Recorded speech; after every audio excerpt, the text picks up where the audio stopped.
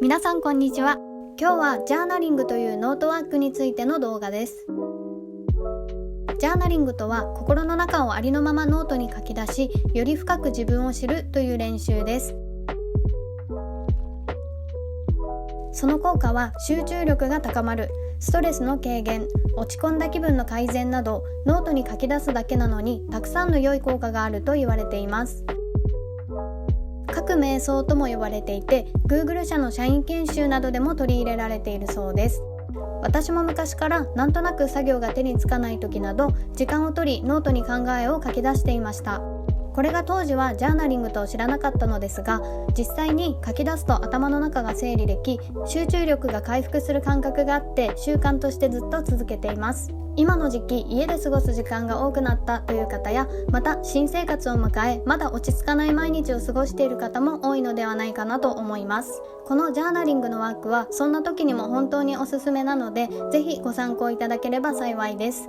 では具体的なジャーナリングのやり方です。どんなものでもいいのでノートとペンを用意します。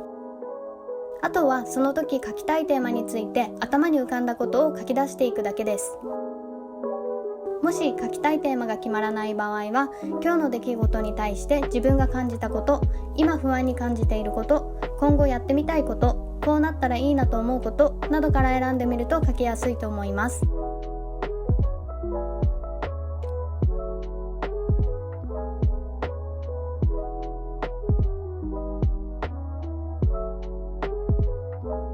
すべて書き出せたら最後に内容を読み返し、改めて読んで感じたことをまとめます。もう十分書き切ったという方はまとめまで書かなくても大丈夫です。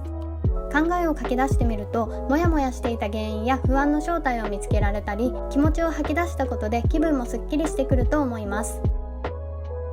ジャーナリングの本質はありのままの気持ちを書き出すことで、自分のことをより深く知るということです。書いた内容はどうであれ、自分はこのようなことを考えていたんだと客観的に認識できたり、新しい自分を発見できることがあります。新しい自分を知り受け入れることで、次第に気分がポジティブに保てるようになるのではと考えられているようです。書いてすっきりするだけで終わるのではなく、不安や問題に対してポジティブな姿勢で向き合えるようになるというのが大きなメリットです。慣れてきたら、自分の長所や短所は何か、5年後10年後は何をしていたいか、自分が一番大切にしている価値観は何かなど、より深く自分と対話できるテーマを選んでみるといいと思います。書く時のポイントは、誰かに見せるものではないので、遠慮せずに今頭に浮かんできた言葉で書いていきます。その方が本当に自分が感じていることをありのままに表現できます。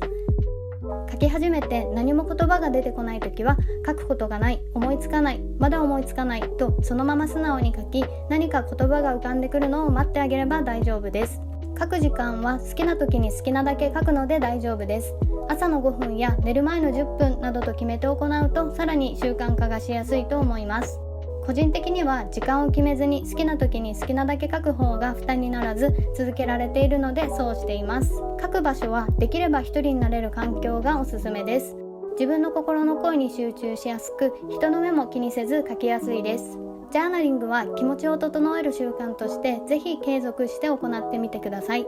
過去のノートを振り返ると、こんなことを考えていたんだと自分の変化に気づいたりもできます。毎日じゃなくても週に1回書く、ほんの隙間時間に書くなどでもいいので、気に入った方はぜひ習慣として取り入れてみてください。今日はジャーナリングについて話してみました。普段感じていることなどあえて言葉にしないことも多いと思うのですが、ノートに書き出すと改めて自分の考えを可視化できます。日常の中で少しだけ時間をとってノートを通じて自分と対話をすることで、気持ちが前向きになったり課題を明確にする助けにもなると思うので、ぜひ皆さんもやってみてください。もし試してみたという方は感想をコメント欄で教えていただけると嬉しいです。